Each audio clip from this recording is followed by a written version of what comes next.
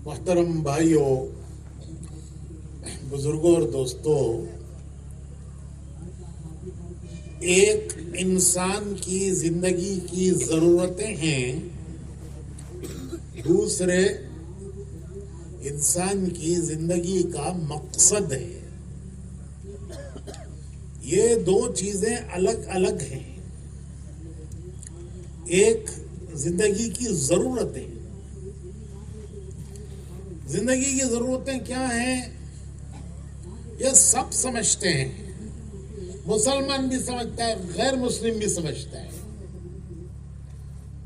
اور زندگی کی ضرورتیں پوری کرنے کے لیے کہ میری زندگی کی ضرورتیں اچھی سے اچھی پوری ہوں، سب جان کھپا رہے ہیں۔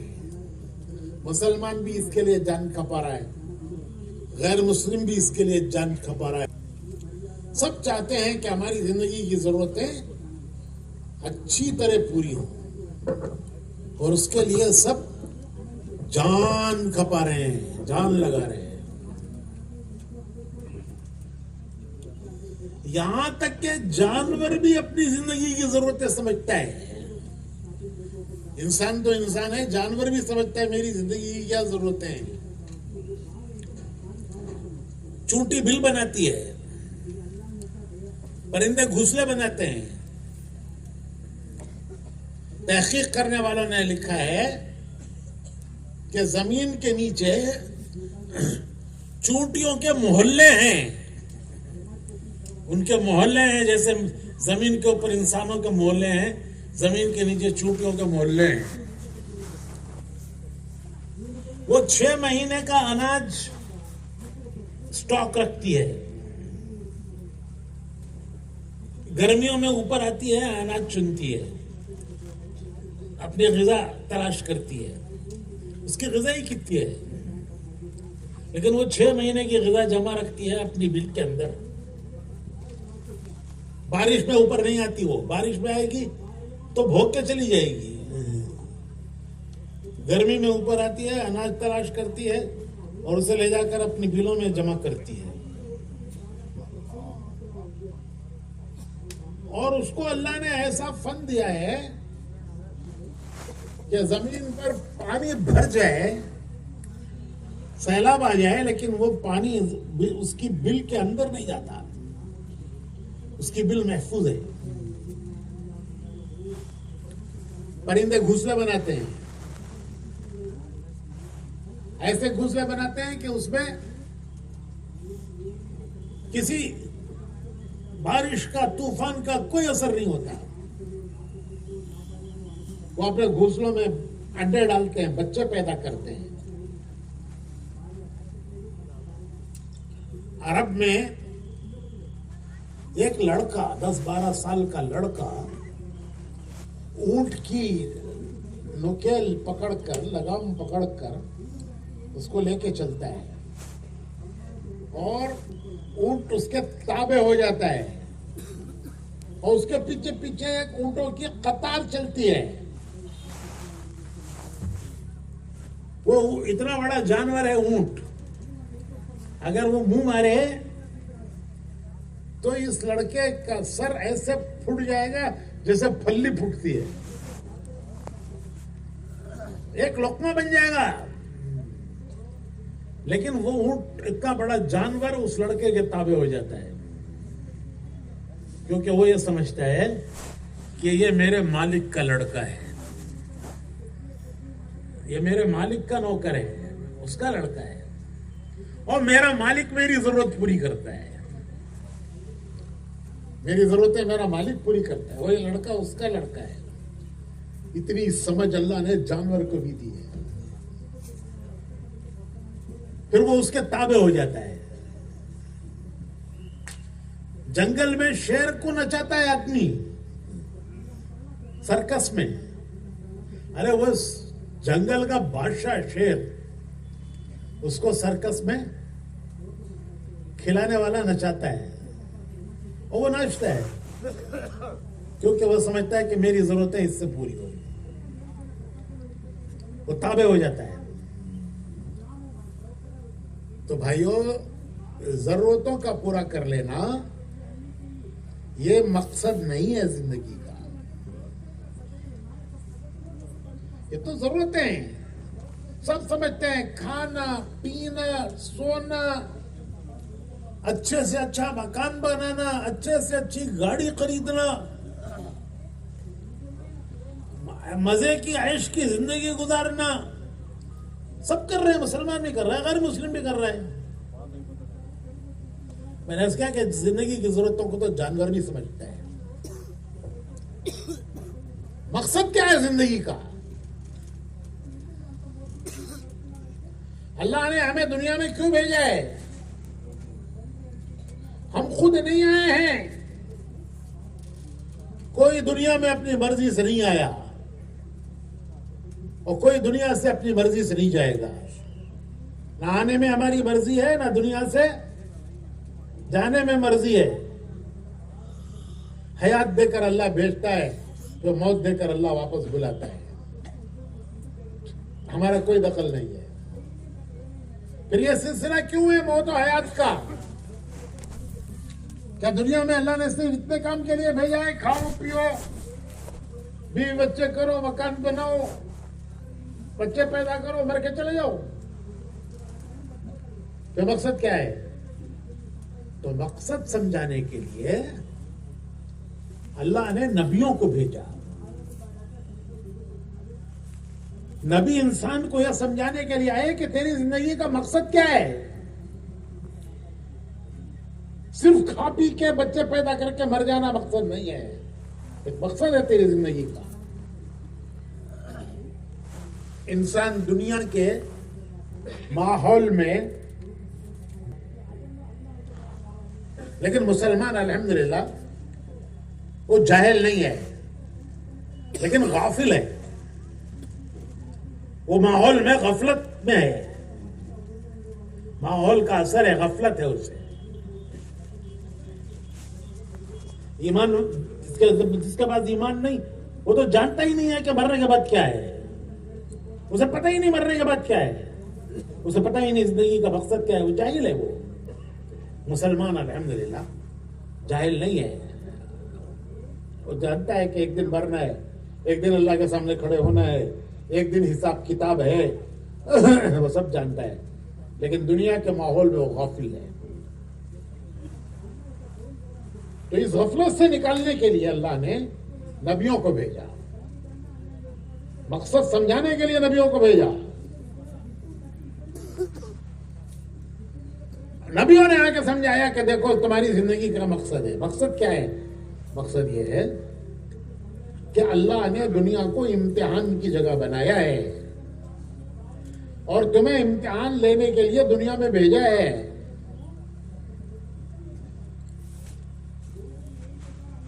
یہ امتحان کی جگہ ہے. اللہ یہاں حالات لاتے ہیں اور مختلف حالات لا کر انسانوں کا امتحان لیتے ہیں. کبھی خوشیاں لاتے ہیں، امتحان لیتے ہیں، کبھی غم لاتے ہیں، امتحان لیتے ہیں. انسان کی زندگی میں خوشی بھی ہے، غم بھی ہے. حالات اچھے بھی ہیں، بگڑے ہوئے بھی ہیں. صحت بھی ہے، بیماری بھی ہے، جوانی بھی ہے، بڑھاپا بھی ہے. رات آئی ہے تو رہنے کے لیے نہیں آئی، کل دن آئے گا. دن آیا ہے تو ہمیشہ نہیں رہے گا، پھر رات آئے گی. تو دنیا کو اللہ نے حالات کی جگہ بنایا ہے اور مختلف حالات سے انسان کو گزارتے ہیں اور گزار کر اس کا امتحان لیتے ہیں. زندگی امتحان کے لیے دی ہے. یہ بات نبیوں نے سمجھائی. اللہ تعالیٰ قرآن کریم میں پوچھتے ہیں افحسبتم انما خلقناکم عبثا وانکم الینا لا ترجعون. افحسبتم انما خلقناکم عبثا وانکم الینا لا ترجعون. کیا تمہارا خیال ہے کہ میں نے تم کو بغیر مقصد کے پیدا کیا ہے؟ عبث کہتے ہیں عربی میں بے مقصد چیز جس کا کوئی مقصد نہیں. تو اللہ کہتے ہیں کیا تمہاری زندگی بے مقصد ہے؟ بغیر مقصد کے میں نے تم نے پیدا کیا ہے. اور کیا تم میرے پاس واپس نہیں آؤ گے؟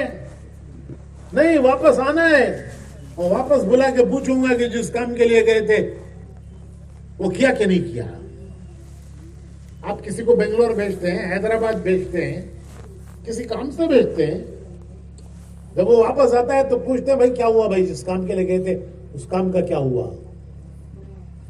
انہیں بولتا ہے میں لال باغ گیا تھا, میں ودھان سبھا گیا تھا, میں بنگلور پھر کو آیا, کبن پارک پھرا. تو کہتے ہیں بھائی وہ سب رہنے دو, پہلے یہ بتاؤ جس کام کے لیے تمہیں بھیجا تھا اس کام کا کیا ہوا. اسی کا نام حساب کتاب ہے کہ اللہ تعالیٰ پوچھیں گے کہ کس کام کے لیے بھیجا تھا اس کا کیا ہوا. حالات وہ امتحان کے لیے آتے ہیں. امتحان مانگنا نہیں ہے اللہ سے, لیکن حالات آئے تو سمجھنا ہے کہ امتحان ہے. امتحان اچھوں کا بھی لیتے ہیں, بروں کا بھی لیتے ہیں. یہ نہیں ہے کہ صرف گناہگاروں کا امتحان ہے, نیک لوگوں کا بھی امتحان ہے. ہر ایک کا الگ الگ امتحان ہے. نبیوں کا امتحان لیا, نبیوں کا.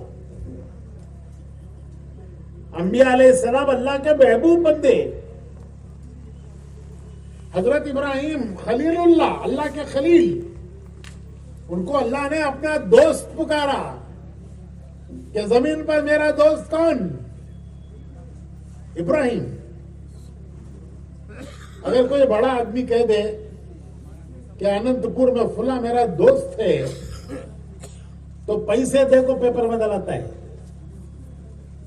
دیکھو جی وہ نے مجھے دوست کر کو بولیا, اور یہاں خالق کائنات فرشتوں سے کہہ رہا ہے کہ میرا دوست, زمین پر میرا دوست کون؟ لیکن دوست کو بھی امتحانوں سے گزارا. قرآن کریم میں ہے وَإِذِ ابْتَلَىٰ إِبْرَاهِيمَ رَبُّهُ بِكَلِمَاتٍ فَأَتَمَّهُنَّ. ہم نے ابراہیم کو امتحانات سے گزارا. جب وہ سارے امتحانات میں کامیاب ہو گئے تو پھر ہم نے ان کو حکم دیا کہ میری عبادت کے لیے تم باپ بیٹے, تمہارے ہاتھ اب اس قابل ہیں, متبرک ہیں کہ تم باپ بیٹے بیٹے میری عبادت کے لیے گھر بناؤ, کعبہ بناؤ, کعبہ. اور باپ بیٹے نے مل کر کعبہ بنایا. سارے امتحانات میں کامیاب ہونے کے بعد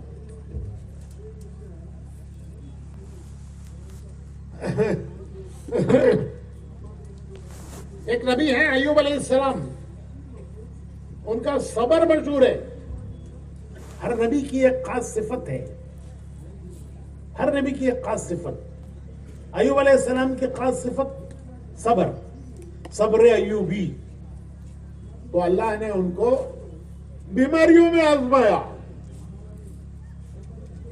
بیماریاں آئیں, بچوں نے بھی ساتھ چھوڑ دیا, بیٹوں نے بھی ساتھ چھوڑ دیا. حالات اچھے ہوتے ہیں تو سب ساتھ دیتے ہیں, حالات بگڑتے ہیں تو سب ساتھ,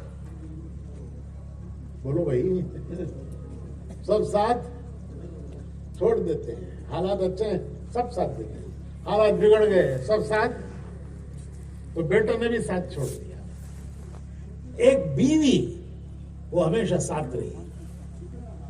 تو ایوب علیہ السلام آبادی سے نکل کر ایک پہاڑ کے غار میں رہنے لگے. وہ ان کا آئی سی یو تھا, آئی سی یو. بہت بیمار ہو گئے ہیں بھائی, آئی سی یو میں رکھے ہیں, بولتے نہیں, اسپیشل کمرہ آئی سی یو. تو ایوب علیہ السلام کا آئی سی یو تھا پہاڑ کا غار.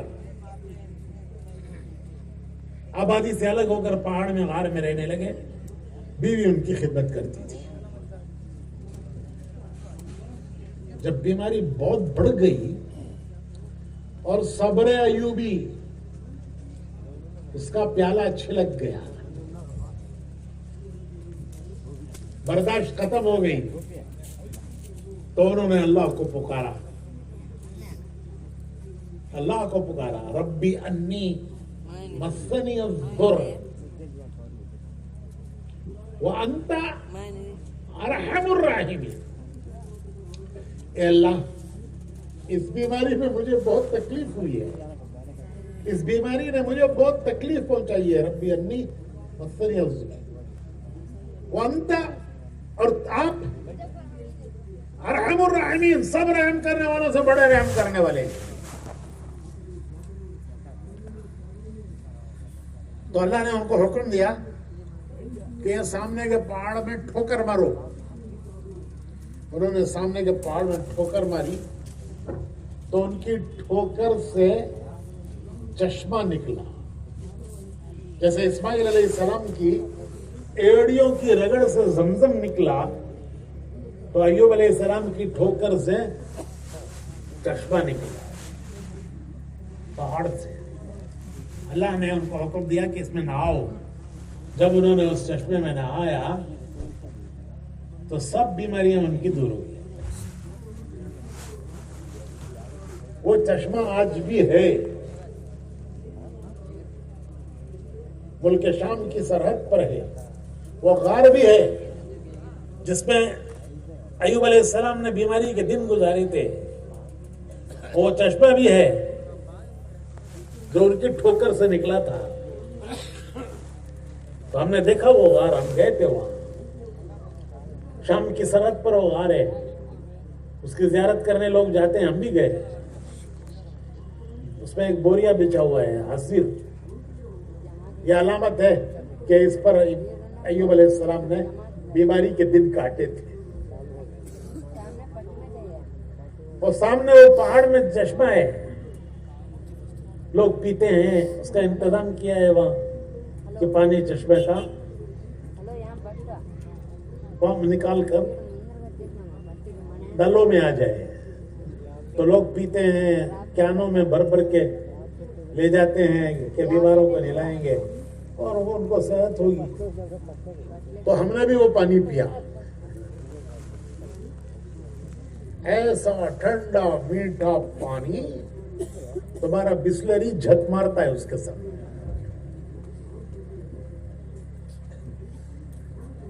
تو نبیوں کو بھی امتحانوں سے اللہ نے گزارا.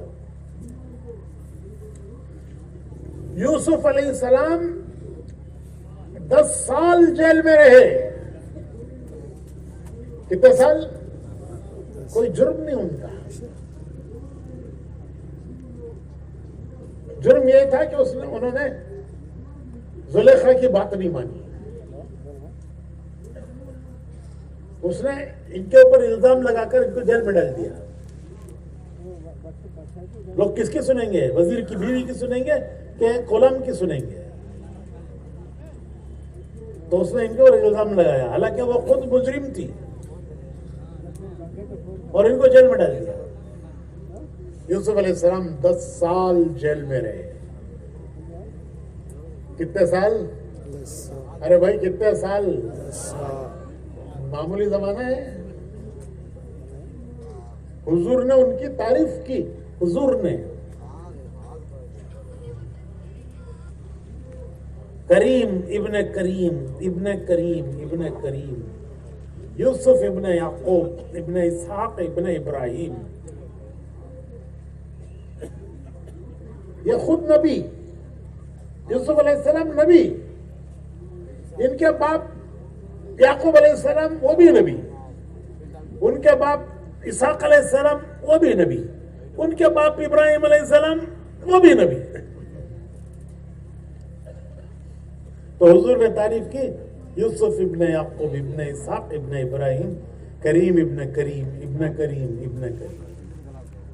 باپ نبی, خود نبی, باپ نبی, دادا نبی, پردادا نبی. جیل میں ڈالے گئے اور جیل میں آزمائے گئے 10 سال. کوئی کیس کی ڈیٹ نہیں. کورٹ میں ڈیٹ ہوتی ہے بھائی فلاں تاریخ کو ان کا کیس سنیں گے, تو ان کے کیس کی کوئی ڈیٹ نہیں. ایک اجنبی پردیسی ہے, جیل میں پڑا ہوا ہے, کوئی اس کا والی وارث نہیں, کوئی پرسان حال نہیں. دن گزر رہے ہیں, مہینے گزر رہے ہیں, برس گزر رہے ہیں, 10 سال گزر گئے.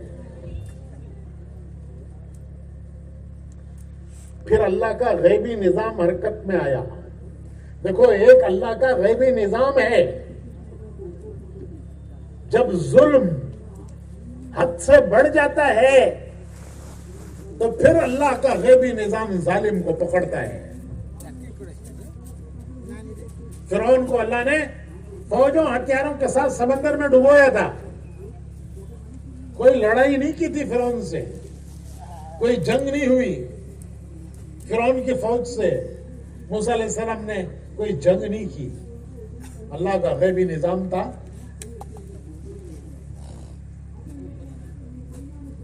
موسیٰ علیہ السلام بنی اسرائیل کو لے کے آگے بڑھے.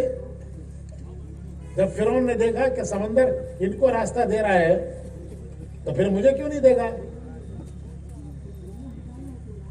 تو وہ اپنی فوج کو لے کے اندر گھسا. آخری آدمی موسیٰ علیہ السلام کا نکل گیا اور آخری آدمی فرعون کا سمندر میں داخل ہو گیا. سمندر کا پانی مل گیا تو فوجوں کو ہتھیاروں کے ساتھ اللہ نے ان کی فوجوں کو ہتھیاروں کے ساتھ سمندر میں ڈبویا. کوئی جنگ نہیں ہوئی. اللہ کا غیبی نظام ہے. جب ظلم کا پیمانہ بڑھتا ہے تو پھر وہ گھڑا پھٹتا ہے. پھر اللہ باطل والوں پر ہاتھ ڈالتے ہیں. ارے روزانہ ہوتا ہے, روزانہ ہوتا ہے,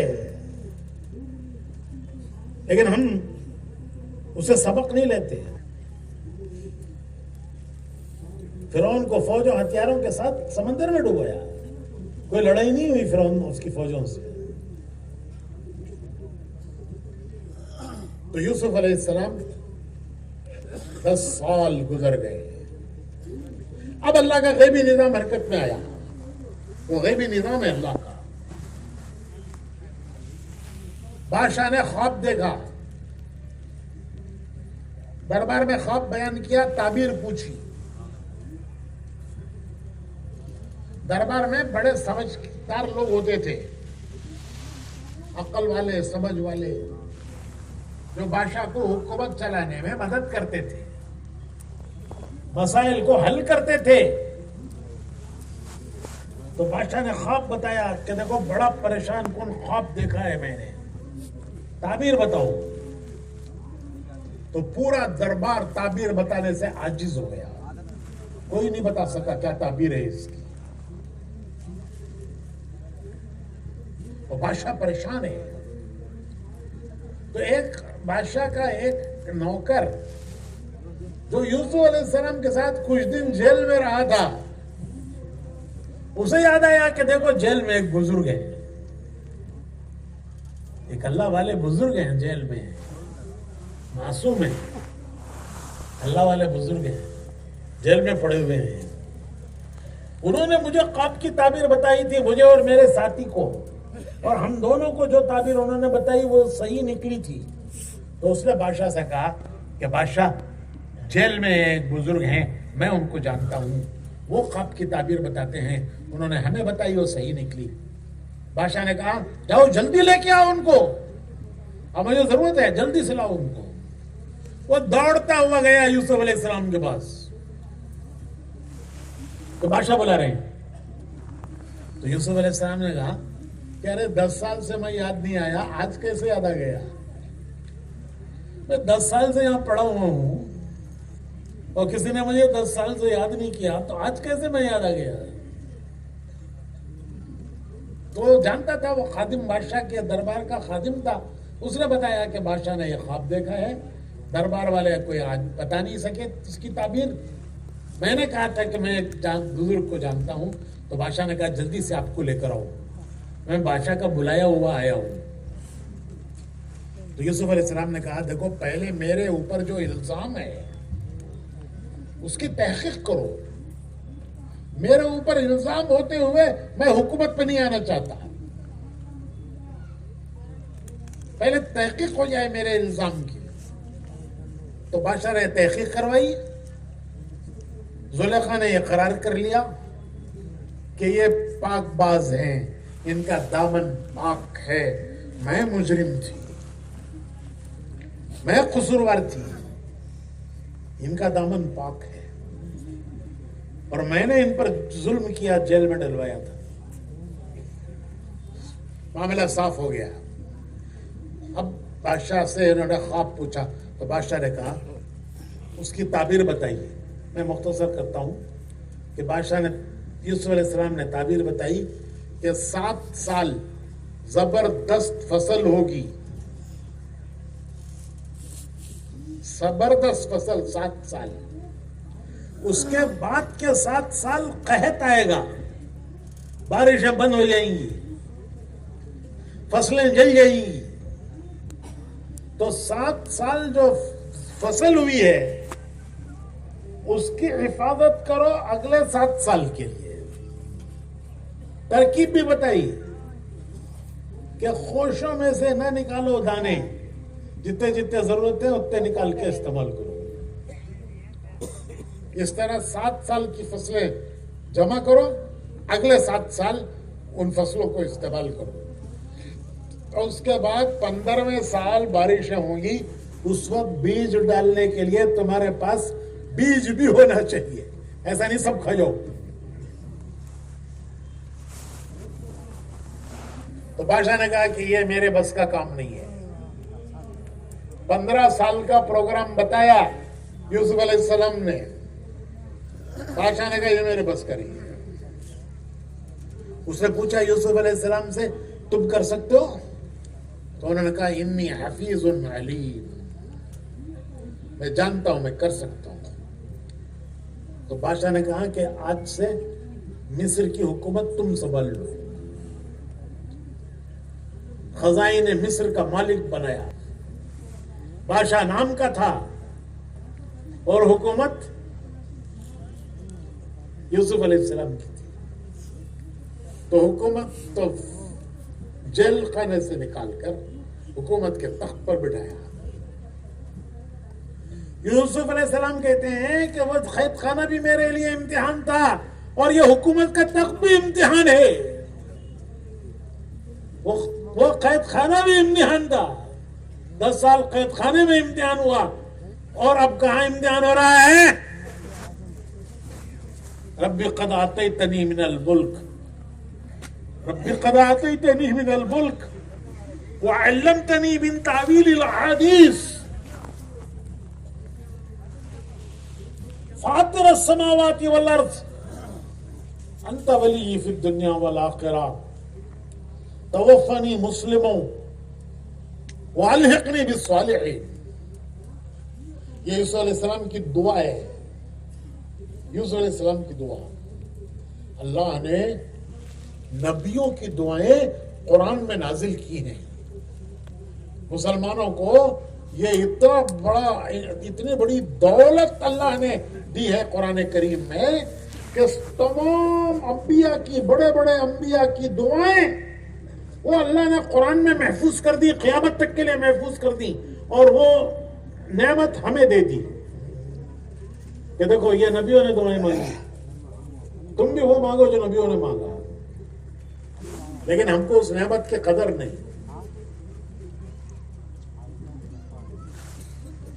کہتے ہیں کہ وہ کوہ نور ہیرا، دنیا کا سب سے بڑا قیمتی ہیرا ہے کوہ نور ہیرا، وہ ایک دھوبی کو ملا تھا۔ وہ دریا کے کنارے کپڑے دھو رہا تھا تو وہ پانی میں بہتا ہوا وہ ہیرا آیا، اس نے وہ اٹھایا، اسے دھویا، پوچھا، وہ چمکنے لگا، کوہ نور ہیرا۔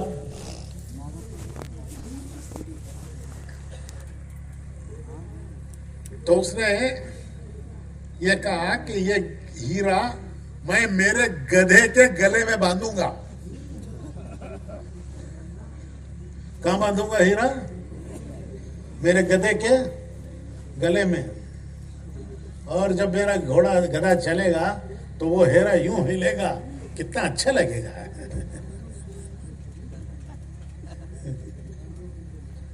پھر وہ جوہری کے ہاتھ لگا تو مغل بادشاہ کے تاج میں گیا.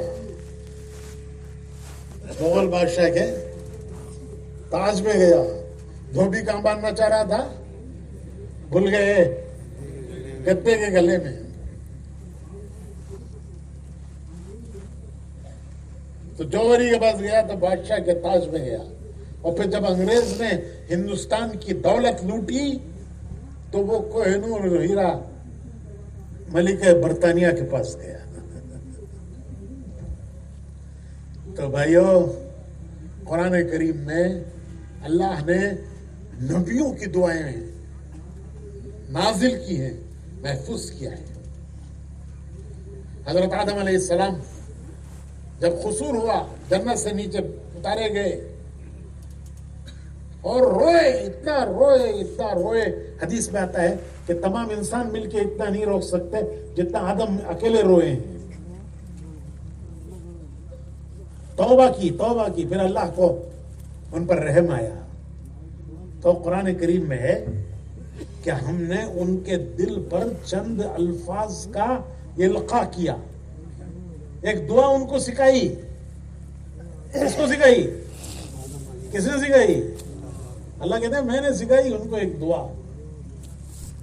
اور جب انہوں نے وہ دعا مانگی تو ہم نے ان کے گناہ کو معاف کر دیا. وہ دعا ہے، علماء کہتے ہیں وہ دعا ہے ربنا ظلمنا انفسنا، ربنا ظلمنا انفسنا وان لم تغفر لنا وترحمنا لنكونن من الخاسرین. اے اللہ، میں نے، میری بیوی نے بہت بڑا قصور کیا ہے، اور اگر تو نے معاف نہیں کیا تو ہمارا تو بڑا نقصان ہو جائے گا، کوئی ہمیں اس نقصان سے نکال نہیں سکتا. یہ دعا آدم علیہ السلام کو کس نے سکھائی؟ اور جب انہوں نے ان کلمات سے دعا مانگی تو اللہ نے ان کا قصور معاف کر دیا. تو یہ سب دعائیں قرآن میں اللہ نے نازل کی ہیں. تو یوسف علیہ السلام کہتے ہیں رب قد اعطیتنی من الملک، اے اللہ تو نے مجھے ملک کا مالک بنایا ہے. وعلمتنی من تعبیر الاحادیث، مسائل کا مجھے حل سکھایا. صرف خواب کی تعبیر نہیں، وہ تو ان کا وصف تھا، لیکن ان کو مسائل کا حل اللہ نے سکھایا. 15 سال کا حل کیا. 15 سال کا. پورے عرب میں قید تھا.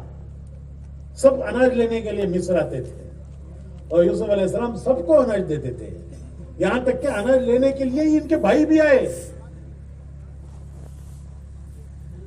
قید پڑا، ان کے بھائی آئے اناج لینے.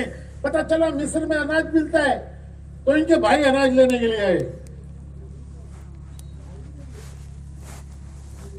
جب بھائی اناج لینے آئے تو ان کو پہچانا نہیں. بھائیوں نے یوسف علیہ السلام کو نہیں پہچانا. پتہ نہیں کتنے سال گزر گئے. 10 سال تو جیل میں گزرے اور اس سے پہلے کتنے سال گزر گئے گھر سے جدا ہوئے. تو بھائی نہیں پہچان سکے. یوسف علیہ السلام بھائیوں کو پہچان گئے اور پھر حکومت کے تخت پہ بیٹھے ہیں. ارے ہمارا وہ بھائی جس کو ہم نے قافلے والوں کے ہاتھ بیچ دیا تھا غلام کی طرح، وہ آج مصر کے تخت پہ بیٹھا ہے. کون سوچے گا کہ یوسف ہے یہ؟ تو بھائیوں نے نہیں پہچانا، انہوں نے پہچان لیا یہ میرے بھائی. تو اللہ سے دعا کرتے ربی قد اعطیتنی من الملک، تو نے مجھے ملک دیا، ملک کا مالک بنایا. وعلمتنی من تعبیر الاحادیث، مسائل کا حل سکھایا. فاطر السماوات والارض، اے زمینوں آسمانوں کے پیدا کرنے والے. اللہ کی تعریف اللہ سے مانگنے کے لیے کی جاتی ہے. حدیث میں آیا ہے کہ پہلے دعا مانگنے میں اللہ کی تعریف کرو پھر اللہ سے مانگو. تو اللہ کی تعریف اللہ سے مانگنے کے لیے ہوتی ہے. تو یہاں تعریف کر رہے ہیں فاطر السماوات والارض، اے آسمانوں اور زمینوں کے پیدا کرنے والے. انت ولی فی الدنیا والآخرہ، تو ہی میرا کارساز ہے دنیا میں بھی آخرت میں بھی. ارے بھائی سب مل گیا، اب کیا مانگتے ہو؟ اب کیا چاہیے؟ حکومت مل گئی، تخت مل گیا، مصر کی حکومت مل گئی، بادشاہ ہو گئے، اور علم دے دیا اللہ نے، وہ علم دے دیا کہ مسائل کو جو حل نہیں کر سکتے تھے وہ آپ حل کر رہے ہو. اب کیا مانگتے ہو؟ اب کیا مانگتے ہو؟ تو آخری دعا ہے ان کی، فاطر السماوات والارض، اے زمین و آسمانوں کا پیدا کرنے والے، انت ولی فی الدنیا والآخرہ، توفنی مسلم، توفنی اسلام پر مجھے موت دے، مجھے اسلام پر، تیری فرما برداری پر، اسلام کے معنی ہے فرما برداری، تیری فرما برداری پر موت دے، وَأَلْحِقْنِي بِالصَّالِحِينَ، اور میرے باپ دادا نیک جو گزرے ہیں ان کے ساتھ میرا حشر کر دے.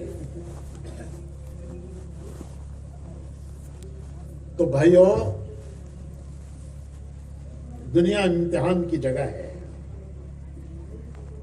اللہ حالات لاتے ہیں، حالات لا کر امتحان لیتے ہیں.